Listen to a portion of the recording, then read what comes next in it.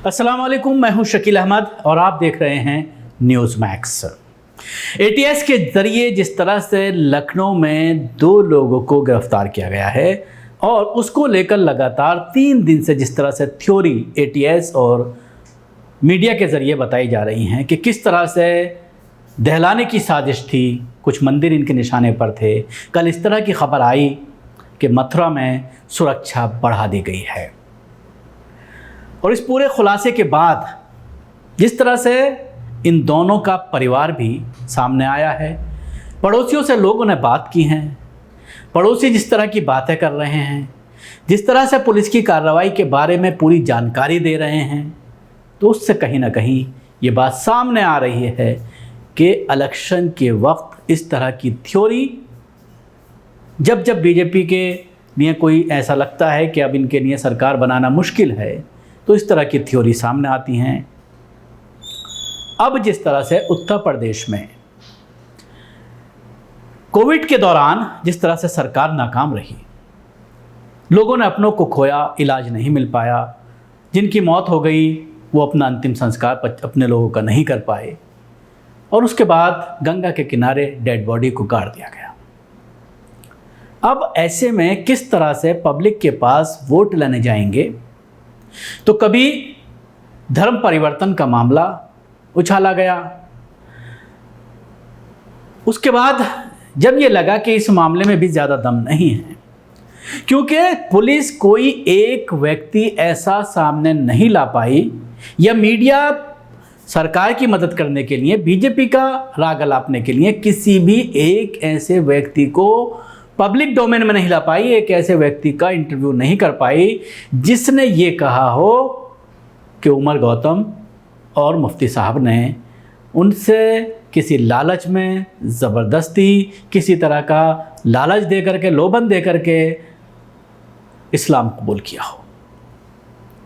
और ये चीज़ें जब सोशल मीडिया के ज़रिए भी आईं कि सोशल मीडिया ने किस तरह से इस पूरे मामले पर, ख़ास तौर से जिस तरह से हमारे चैनल हैं, इन लोगों ने जब उमर गौतम के घर जाकर के अहले खाना से बात की, उसके बाद जो लोग कन्वर्ट हुए हैं, जिन लोगों ने डॉक्यूमेंटेशन कराया है, उनसे हम लोगों ने जब बात की और वो आम लोगों तक ये सारी चीज़ें पहुंची, तो उसके बाद सरकार को लगा कि इससे भी दाल नहीं गलने वाली है।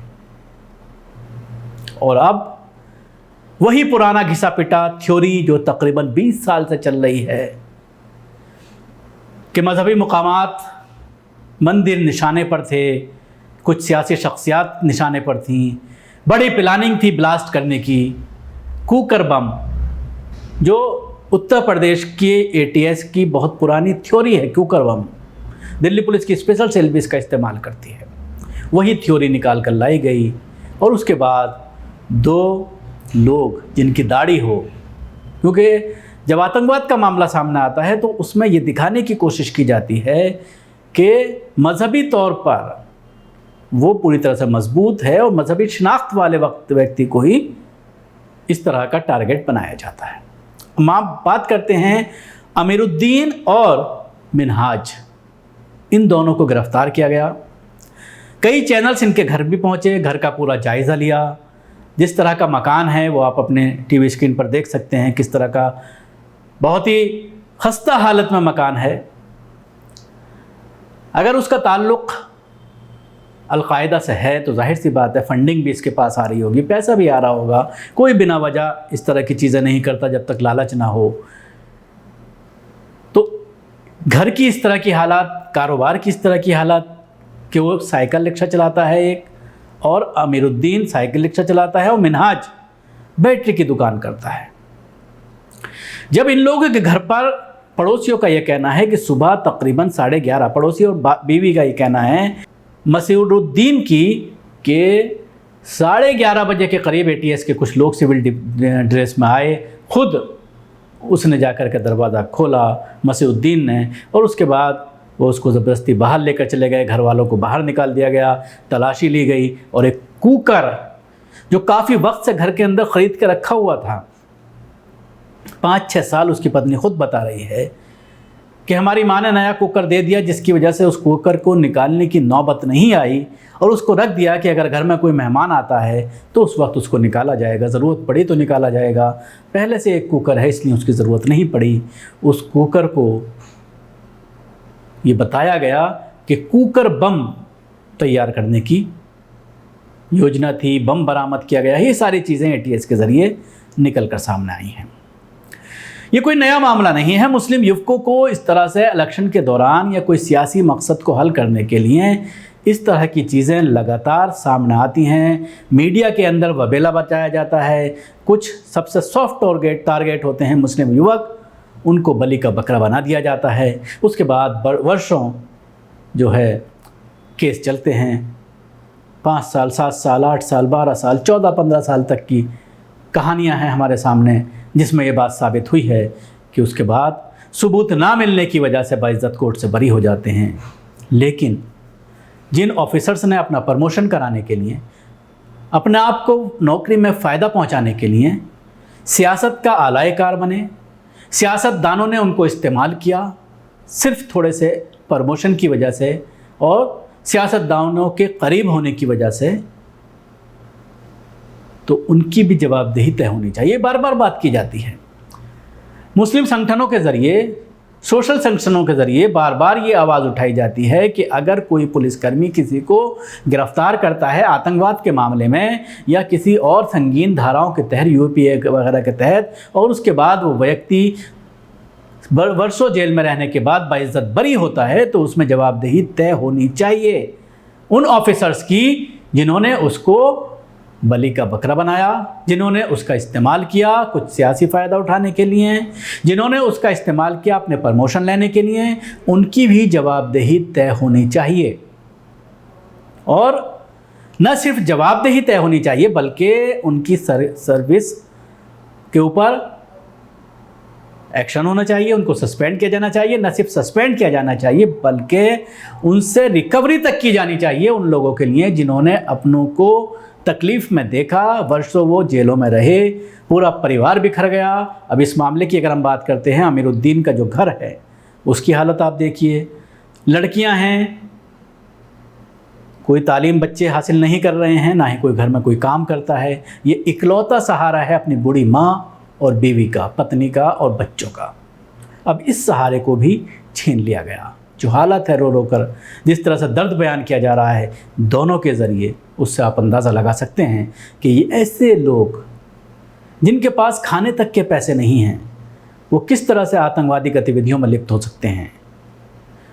और अगर लिप्त हैं तो अलकायदा जैसे बड़े संगठन से जिस तरह से इनको जोड़ा जा रहा है, और उसके बाद इनके पास कोई पैसा नहीं है। इनका रहन सहन जो है वो पड़ोसियों से भी जब बात करते हैं मीडिया के लोग, यही कहता है कि सिर्फ दाल रोटी चल रही थी, चटनी रोटी चल रही थी। बाकी अगर घूमने फिरने की बात करें, ऐशो और आयश की बात करें, ऐसी कोई चीज़ इस परिवार में नहीं देखी गई। पड़ोसियों का यही कहना है कि पुलिस आई थी अपने साथ कुछ सामान लेकर के, बैग भी थे पुलिस के पास, और उसके बाद अंदर से जब बाहर आए हैं तो मीडिया पहले से मौजूद थी और ये बताया गया कि यहाँ से रिकवरी हुई है भारी मात्रा में, कुछ सामग्री पकड़ी गई है, बम पकड़ा गया है, एक कुकर बम पकड़ा गया है, उसके अलावा कुछ पेपर, कुछ किताबें पकड़ी गई हैं जिनको सीज कर करके लेके जाया जा रहा है। इस पूरे मामले में माँ और बीवी जिस तरह के आरोप लगा रही है वो भी आप सुनिए। बस कुकर इन लोगों ने ये देखा, इतना सुना का जो है कुकर, लेकिन कहीं इससे कोई मतलब नहीं है। कुकर निकालिए, गैस चूल्हा भी रखा है। कैसा कुकर था?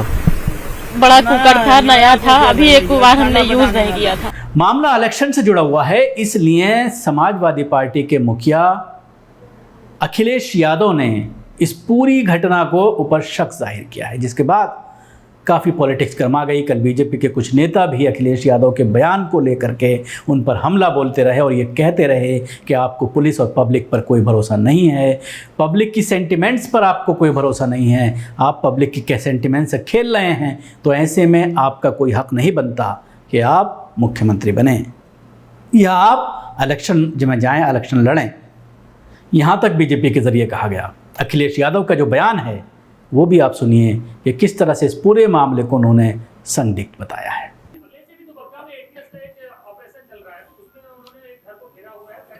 मैं उत्तर प्रदेश की पुलिस पर और खासकर बीजेपी की सरकार भरोसा नहीं कर सकता। देखा अखिलेश यादव पूर्व मुख्यमंत्री उत्तर प्रदेश के, वो पूरी तरह से इस थ्योरी को हजम नहीं कर पा रहे हैं। लेकिन देखने वाली बात यह होगी कि अखिलेश यादव खुद जब पिछली बार मुख्यमंत्री बने थे तो चुनावी वादों में उन्होंने ये कहा था कि जो आतंकवाद के केसेस में वर्षों से बंद हैं उसको फास्ट ट्रैक कोर्ट में लाया जाएगा, जल्द से जल्द इंसाफ मिले, ताकि अगर वो लिप्त हैं आतंकवादी गतिविधियों में तो उनको सज़ा हो और अगर नहीं है तो उनको छोड़ा जाए। इस तरह की चीज़ें कही गई थी और उसके अलावा फसादात के मामले के ऊपर वोट मांगा गया था। लेकिन इस बार कुछ हालात बिल्कुल अलग हैं, हिंदू वोट नहीं खिसक जाए, इसलिए बहुत सोच समझ करके एक कदम अखिलेश यादव के जरिए रखा जा रहा है। शुक्रिया। आपको हमारी कोशिश कैसी लगी जरूर बताएं। हमारे YouTube चैनल को सब्सक्राइब करना ना भूलें, इसके साथ ही बेल आइकन जरूर दबाएं। सभी अहम खबरों के लिए न्यूज़ MX को सब्सक्राइब करें, साथ ही बेल आइकॉन को जरूर दबाएं। लाइक, शेयर, कमेंट करना ना भूलें।